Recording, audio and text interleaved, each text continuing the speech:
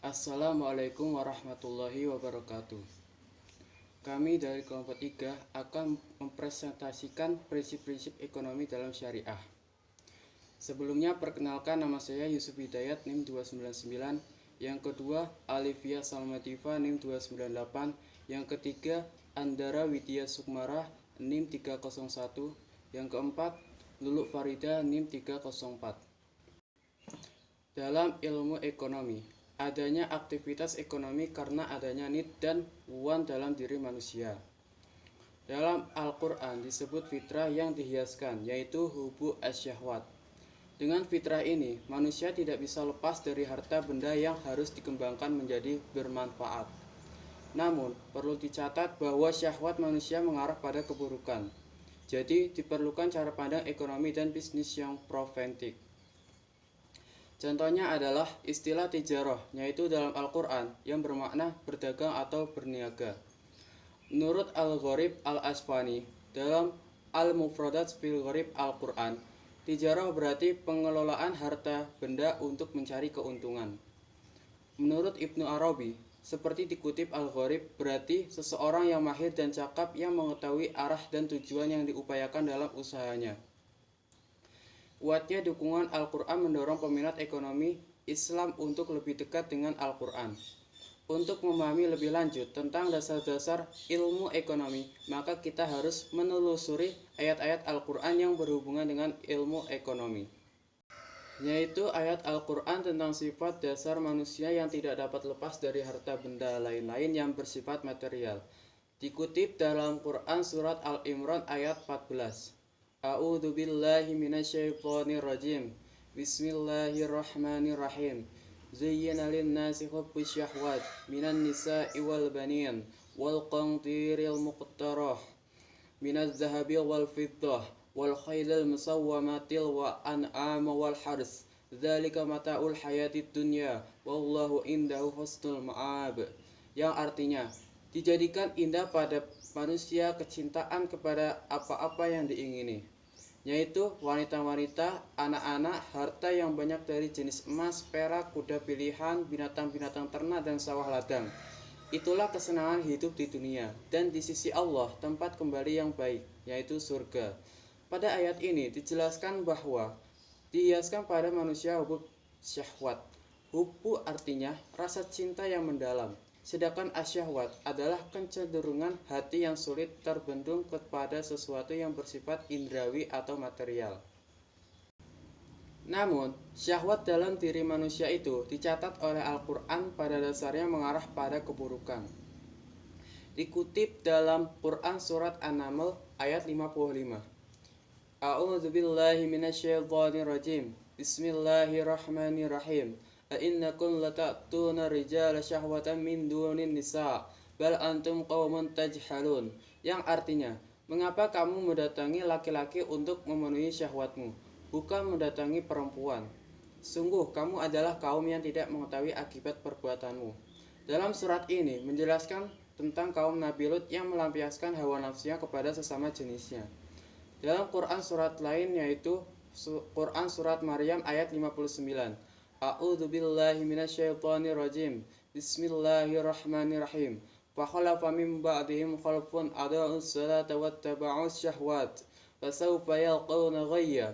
Yang artinya, maka datanglah sesudah mereka pengganti yang jelek yang menyia-nyiakan salat dan memperturutkan hawa nafsunya. Maka mereka kelak akan menemui kesesatan.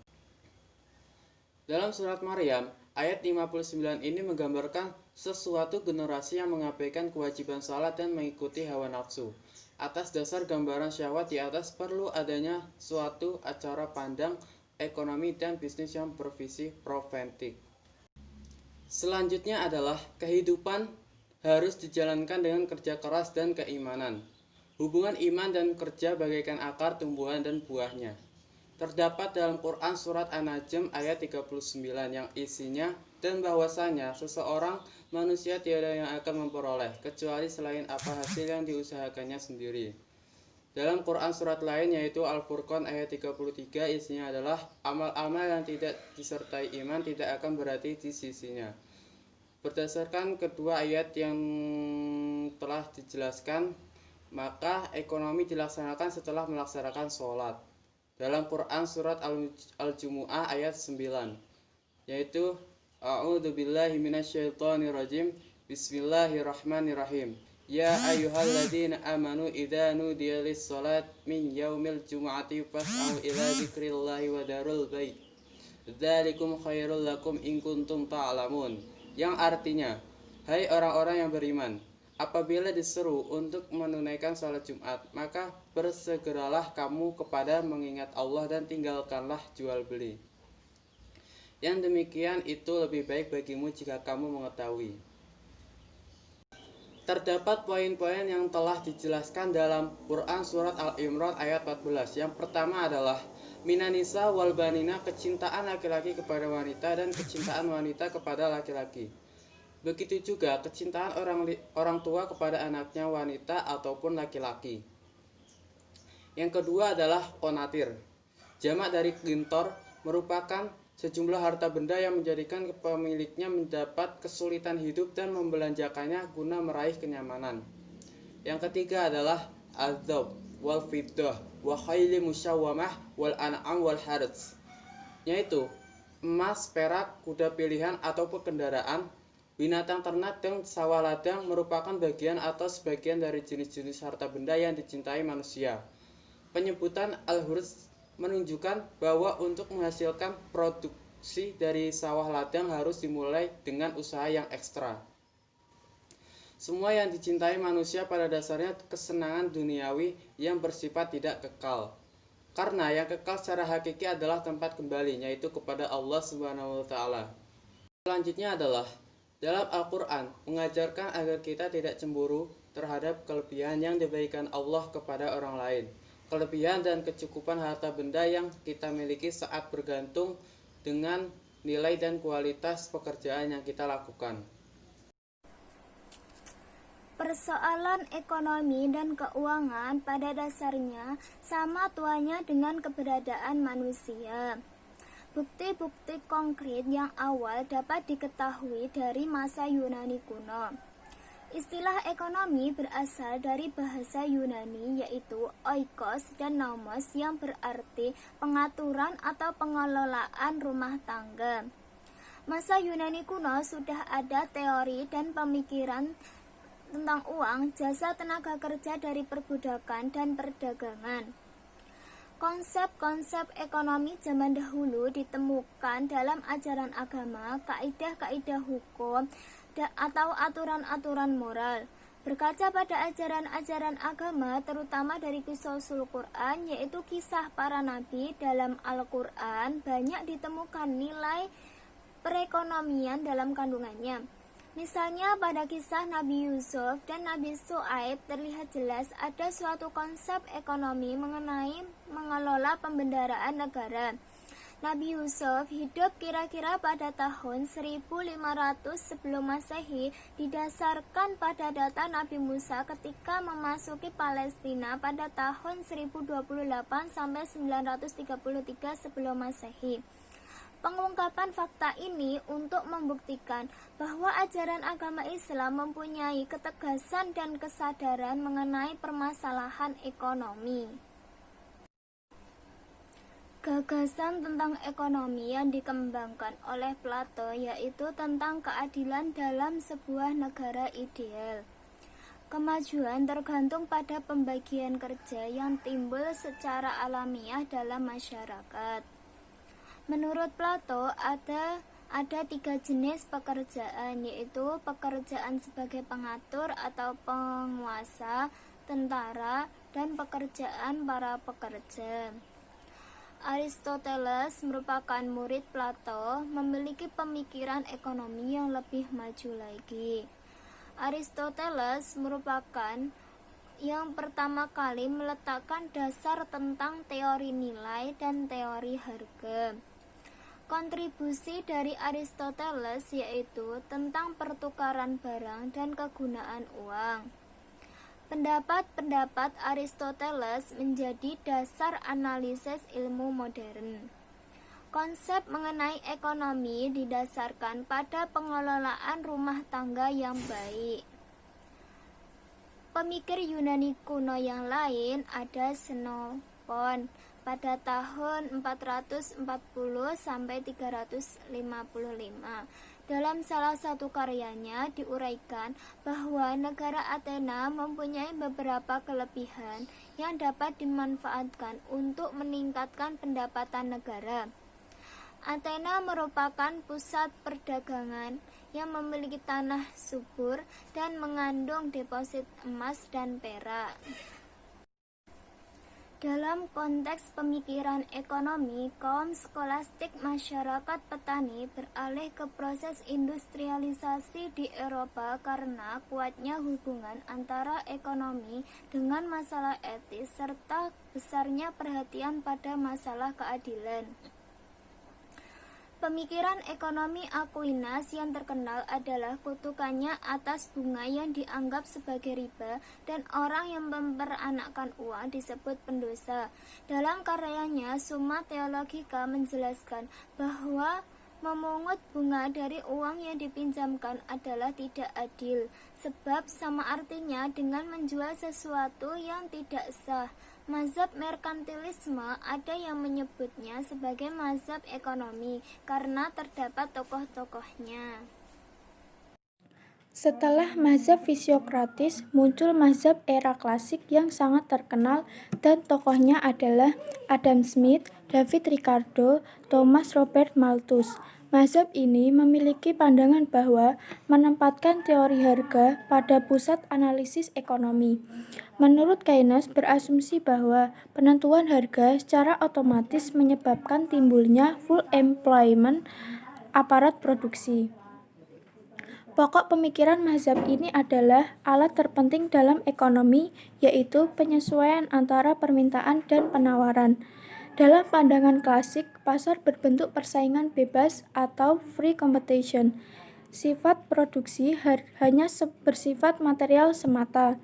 Penawaran pasar menentukan harga dan laissez-faire atau kebijakan non-intervensi pemerintah dalam bidang ekonomi.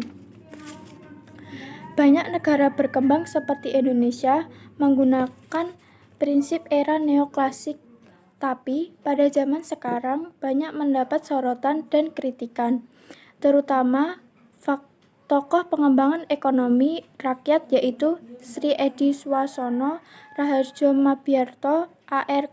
Karseno, Edi Suwandi, Hamid, dan lain-lain, yang merupakan ahli ekonomi dalam pengembangan model ekonomi alternatif. Menurut Suherman, ada 3 prinsip ekonomi, yaitu pasar bebas atau kapitalisme, sosialisme, dan ekonomi campuran. Tetapi tidak ada negara yang mempraktekkan sistem kapitalisme atau sosialisme. Pada umumnya, banyak yang mempraktekkan sistem ekonomi campuran, walaupun ada yang condong ke sosialisme atau kapitalisme. Prinsip ekonomi ini tidak bisa selalu diterapkan di setiap tempat atau kesempatan, karena pada dasarnya ilmu ekonomi selalu dihadapkan dengan persoalan real perekonomian yang dihadapi manusia, terutama di Indonesia. Misalnya, saat ini dibutuhkan sistem ekonomi yang lebih menjanjikan kesejahteraan yang adil dan dapat menyelesaikan persoalan ekonomi seperti kemiskinan, eksploitasi sumber daya alam. Tapi sayangnya sistem ekonomi yang ada telah dianggap sudah cukup dan tidak perlu diubah. Padahal ilmu ekonomi yang telah mapan itu bersumber dari neoklasik, yang di dalamnya terdapat banyak hal yang tidak sesuai dengan realitas real ilmu ekonomi. Dalam konteks ini, eksistensi ekonomi Islam dijadikan sebagai sistem alternatif yang dibutuhkan segera. Prinsip utama dalam sistem ekonomi Islam yang diisyaratkan dalam Al-Quran. Yang pertama, hidup hemat dan tidak bermewah-mewahan. Bermakna tindakan ekonomi syariah hanya sekedar untuk memenuhi kebutuhan, bukan memuaskan keinginan. Kedua, implementasi zakat. Selain zakat, ada juga instrumen sejenis yang bersikap sukarela, seperti infak, sedekah, wakaf, dan hadiah. Yang ketiga, penghapusan atau pelarangan riba, menjadikan sistem bagi hasil dengan instrumen mudharabah dan musyarakah sebagai pengganti sistem kredit berikut instrumen bunganya, dan membersihkan ekonomi dari segala perilaku buruk yang merusak sistem seperti menipu dan judi. Keempat, menjalankan usaha-usaha yang halal dari produk atau komoditi, manajemen, proses produksi hingga proses sirkulasi atau distribusi harus ada di dalam kerangka halal, dan usaha tadi tidak boleh bersentuhan dengan judi dan tindakan yang dilarang secara syariah. Di antara prinsip-prinsip ekonomi dan bisnis yang adil yang telah dicontohkan Rasulullah menurut Afzalur Rahman. Yang pertama, penghasilan terbaik. Nabi mendapatkan penghasilan yang halal dengan cara bekerja keras. Hal ini tercermin dalam hadisnya.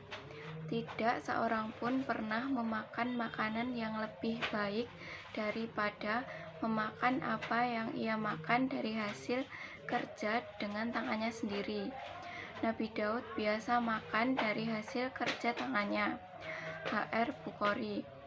Yang kedua, menjaga dari kegiatan ekonomi dan bisnis atas komoditas yang terlarang oleh syariat.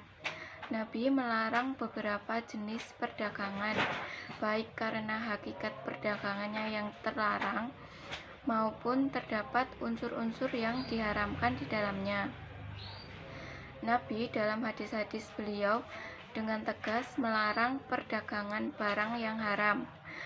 Barang-barang haram yang dimaksud adalah yang dijelaskan oleh Al-Quran sebagai barang-barang yang tidak boleh dikonsumsi oleh umat Islam, seperti babi, darah, bangkai, dan alkohol.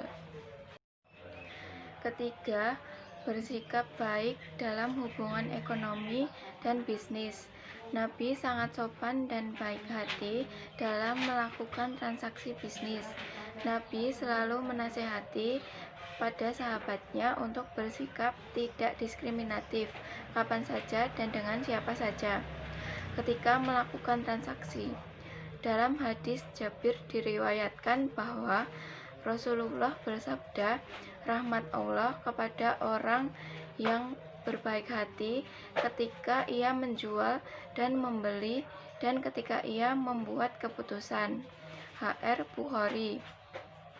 Keempat, menjamin hak-hak pihak-pihak yang terlibat dalam transaksi. Allah dan Rasul-Nya telah menetapkan pertukaran barang dengan persetujuan antara kedua belah pihak dalam suatu transaksi sebagai suatu yang halal dan melarang mengambil suatu barang tanpa persetujuan dan izin yang punya. Keempat itu terrealisirnya persetujuan antara kedua belah pihak yang terlibat dalam transaksi ekonomi dan bisnis. Prinsip-prinsip ini utamanya dimaksudkan agar segala aktivitas manusia betul-betul dapat mencapai kesejahteraan, kedamaian, dan kemenangan dunia akhirat atau falah sesuai dengan visi sistem ekonomi Islam itu sendiri. Prinsip-prinsip ini menjadi tuntunan garis besar dari perilaku individual dan juga kolektif. Namun, keberhasilannya tentu saja bukan hanya tergantung pada kedisiplinan implementasi dari prinsip ini saja, tetapi juga harus didukung oleh usaha-usaha dalam kerangka sistem Islam di luar aktivitas ekonomi seperti hukum, politik, budaya, dan lain sebagainya. Demikian presentasi dari kelompok kami, kurang lebihnya kami mohon maaf. Wassalamualaikum warahmatullahi wabarakatuh.